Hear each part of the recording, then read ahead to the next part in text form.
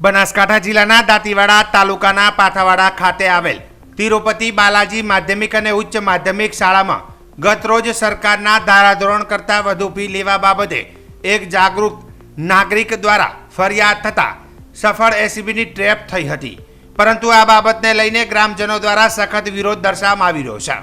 ગ્રામજનો જણાવી રહ્યા છે કે સરકારે સાચા અર્થમાં જ્યાં ભ્રષ્ટાચાર થાય છે ત્યાં અટકાવવો જોઈએ।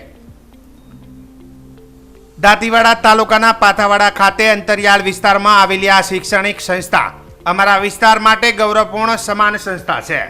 સરસ્વતી મંદિર સમાન સંસ્થામાં એસીબી ટ્રેપ થઈ એ અમારા માટે શરમજનક અને આઘાતજનક બાબત છે, જે અમે સખત શબ્દમાં વખોડી કાઢીએ છીએ।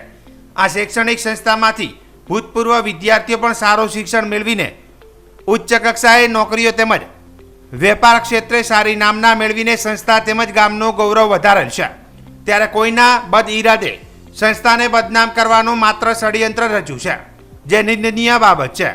આ સંસ્થા દ્વારા પરિવાર વિહોણા ગરીબ તેમજ મધ્યમ વર્ગના પરિવારોના બાળકોને એક પણ રૂપિયાની ફી લીધા વગર શિક્ષણ આપવામાં આવે છે।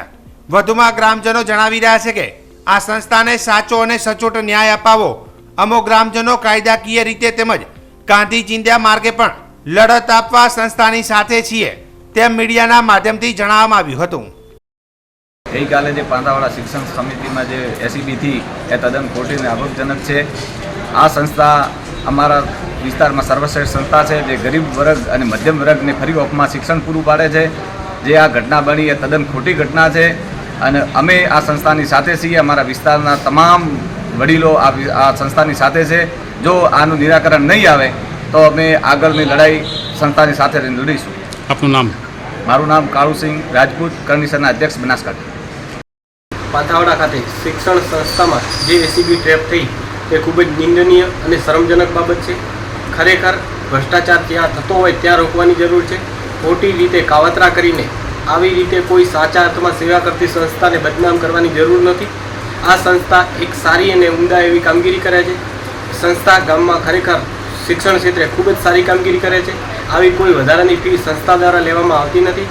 સત્ય હકીકત તો એ છે કે આ સંસ્થામાં કેટલાય એવા મધ્યમ પરિવારો અને પરિવાર વિહોણા બાળકો છે જે વગર ફીએ પણ આ સંસ્થામાં અભ્યાસ કરે છે। આ સંસ્થા દ્વારા કોઈ વધારાની ફી લેવામાં આવતી નથી।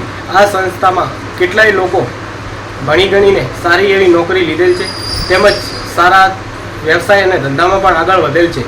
આ સંસ્થા વર્ષોથી પાથાવાડા ખાતે આ વિસ્તારના વિદ્યાર્થીઓને મફતમાં શિક્ષણ આપતી સંસ્થા છે, આવું પણ કહી શકાય અને વિસ્તાર માટે ગૌરવ લેવા સમાન બાબત સંસ્થા છે।